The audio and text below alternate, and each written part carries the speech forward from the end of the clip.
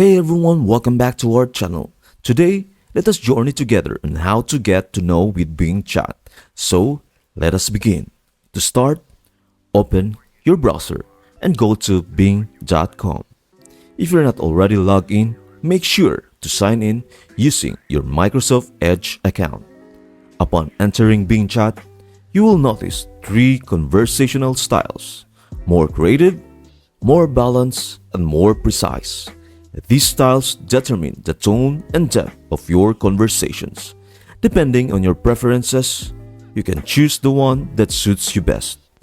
Whenever you are ready for a new conversation, simply click on New Topic.